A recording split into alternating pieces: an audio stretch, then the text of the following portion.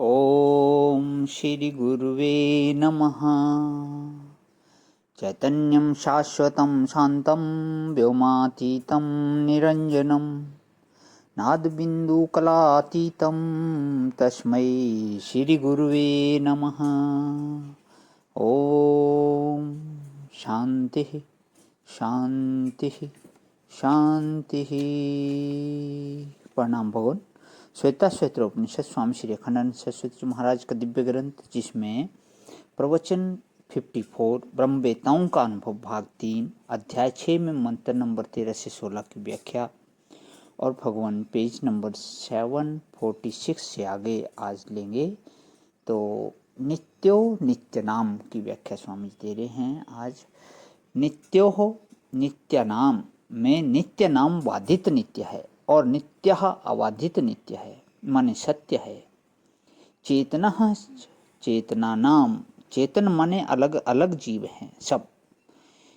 इनमें जो एक चेतन बैठा हुआ है, अखंड चेतन परिपूर्ण, ऐसे कहो कि सबके अंतःकरण दर्पण के समान है। उसमें प्रतिबिंब भूत जो चेतन है उनकी अपेक्षा वह बिंब भूत चेतन है।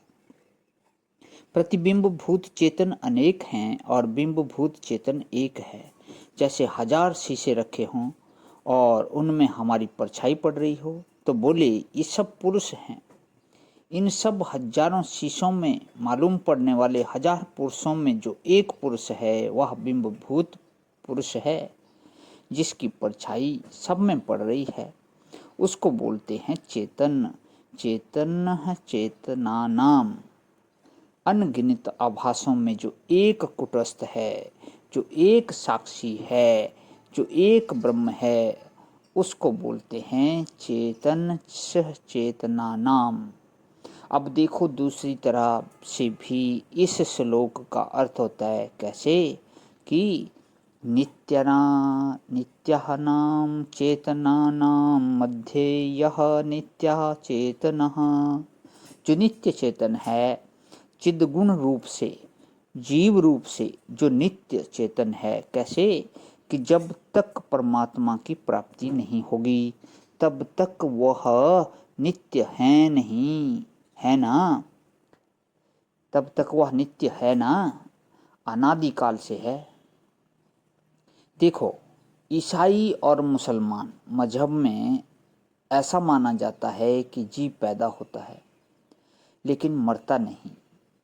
आपने सुना होगा ना, यह कयामत तक कब्र में रहेगा। ईश्वर ने पैदा कर दिया जीव को लेकिन जीव मरता नहीं। और बौद्ध लोग मानते हैं कि पैदा तो नहीं हुआ है लेकिन मर जाता है। जैन लोग मानते हैं कि न पैदा होता है न मरता है, जीव नित्य ही है। चार्वाक लोग मानते हैं कि पैदा भी होता है और मरता भी है। चार्वाक का मत है कि जीव पैदा होता है शरीर के साथ और शरीर के साथ मर जाता है। जैनाचार्य का मत है कि वह न पैदा होता है न मरता है, यह नित्य है, बढ़ता घटता है।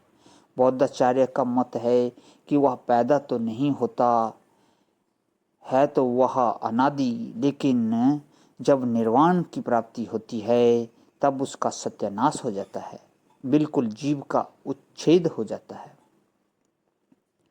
सब वैष्णव मानते हैं कि ना यह पैदा होता है न मरता है तो नित्य लेकिन ईश्वर के अधीन है। अद्वैत वेदांत कहता है कि न पैदा होता है न मरता है, न पैदा होकर न मरने वाला है न मरने वाला है, न अनादि होकर के शांत है न अनादि होकर के अनंत है।